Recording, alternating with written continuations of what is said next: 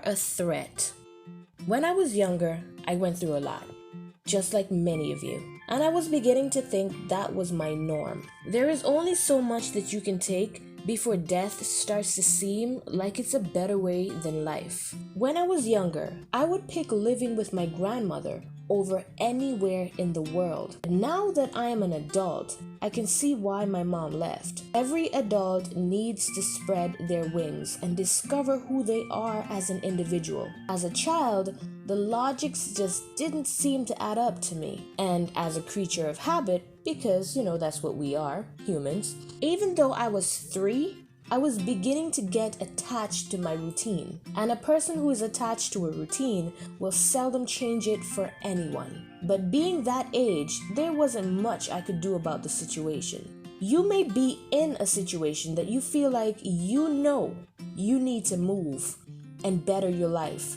But because, as I said before, we are creatures of habit, that place, be it a country or a house, because of its familiarity, you would rather stay and make out with a tough life than to go elsewhere and risk anything happening.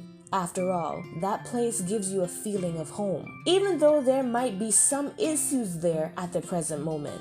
After all, the devil you know is better than the devil that you don't. For those of you who have never heard this saying before, it basically means it wouldn't make sense to go somewhere else and hardly make it and wish that you never made the decision in the first place.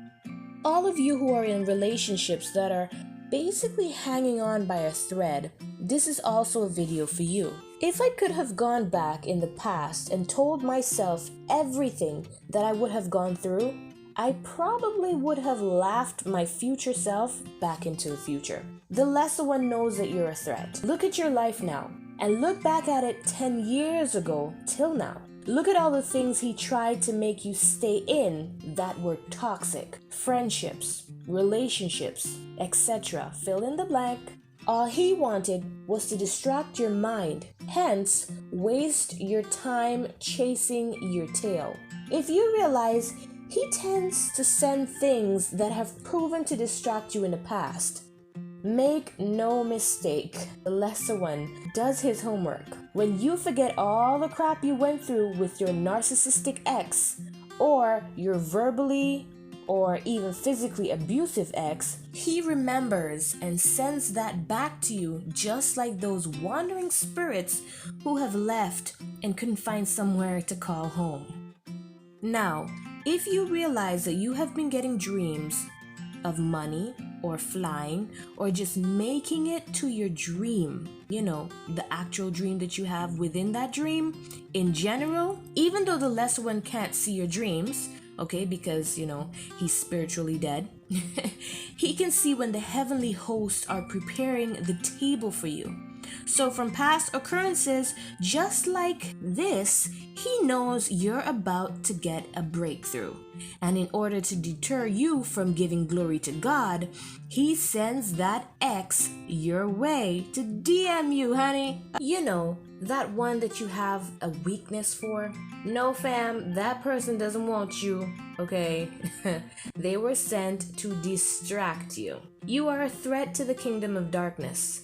And if the lesser one or any of his cohorts makes a mistake of letting a blessing slip through, oh child, they know that one blessing will be like a domino effect.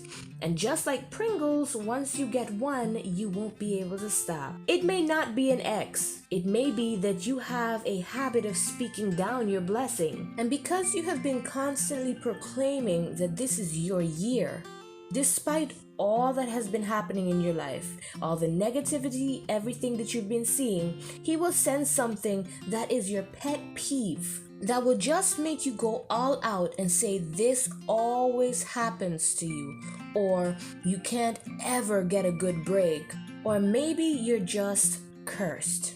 All he needs is one thing to throw you off, and there you go off with the mouth. Once you get tempted, you lash out. Honey, shh, keep it cute and put it on mute. Undoing all that progress that you've done over the few weeks or maybe even a year, is not worth just a few minutes of that negative verbal diarrhea. Keep this in mind. The lesser one is threatened by the positive words you speak that affirms what God, the Lord, said is written for your life.